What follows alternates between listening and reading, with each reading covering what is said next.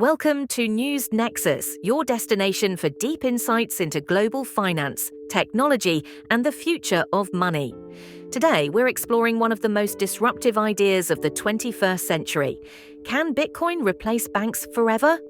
As digital currencies gain traction and trust in traditional financial institutions declines, this question becomes more relevant with each passing day.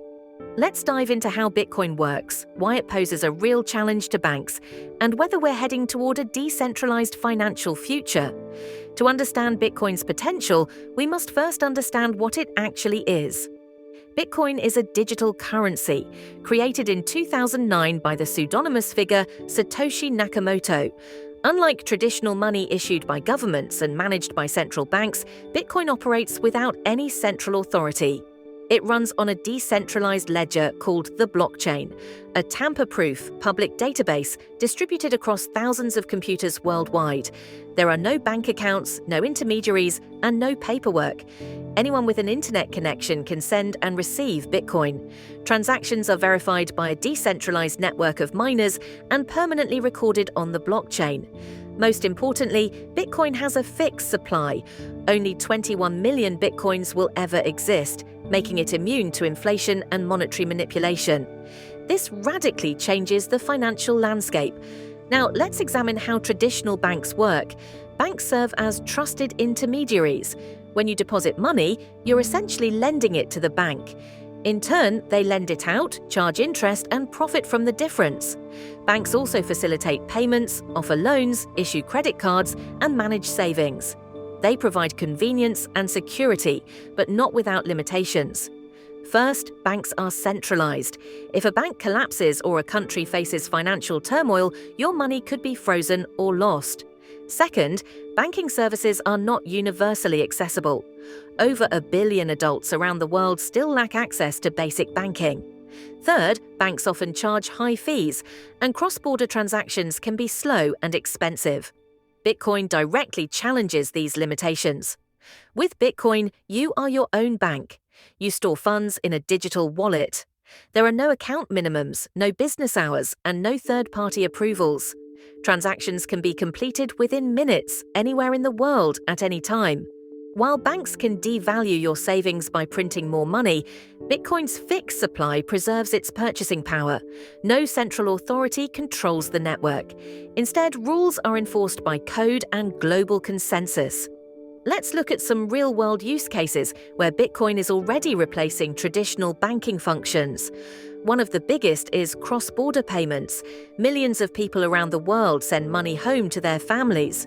Traditional remittance services often charge over 7% in fees. With Bitcoin, these payments can be made for a fraction of the cost and settle in under an hour. Then there's the issue of financial inclusion.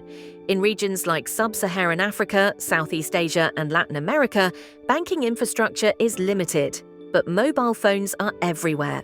With just a smartphone, anyone can create a Bitcoin wallet and gain instant access to the global financial system. In countries facing hyperinflation, such as Venezuela, Lebanon, or Zimbabwe, Bitcoin offers a lifeline. Where local currencies are collapsing, people are using Bitcoin as a digital store of value. Now let's talk about lending and borrowing. With the rise of decentralized finance, or DeFi, people can use Bitcoin and other cryptocurrencies to lend, borrow, and earn interest, without the involvement of traditional banks. These systems are powered by smart contracts and operate autonomously on blockchain platforms. You can lend your Bitcoin to a liquidity pool and earn interest. You can stake crypto assets as collateral and instantly borrow against them. In 2021 alone, over $200 billion were locked into DeFi protocols. This is more than a trend. It's a financial revolution in progress.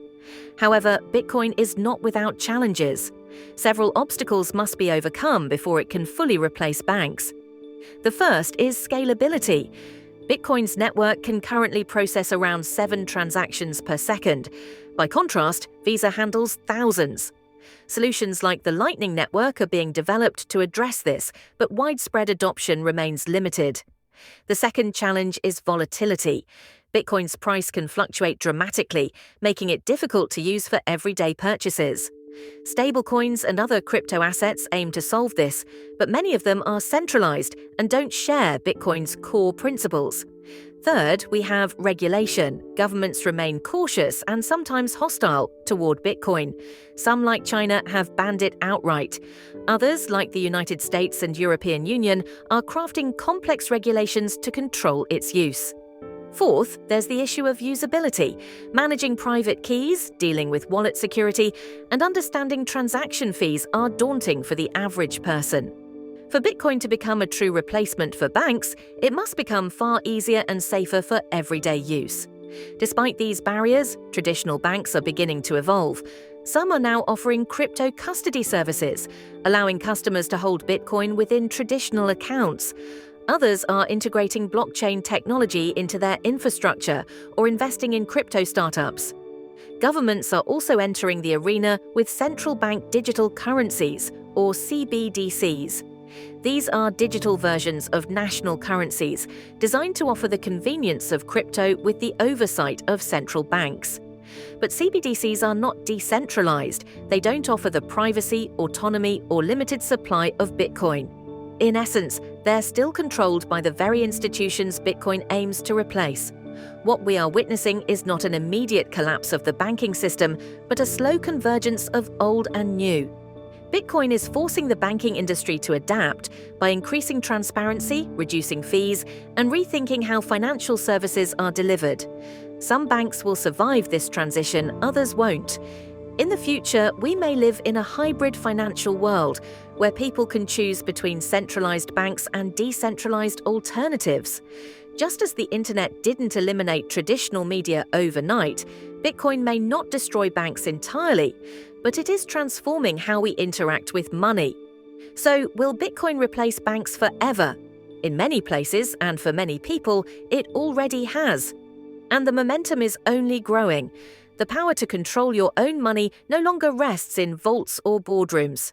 It rests in your hands, in your wallet, in your keys, in the code that runs the blockchain. We're witnessing the beginning of a profound shift in financial history. Thanks for watching News Nexus. If you found this deep dive informative, give us a like, share it with someone curious about crypto, and subscribe for more future-focused content. What's your take?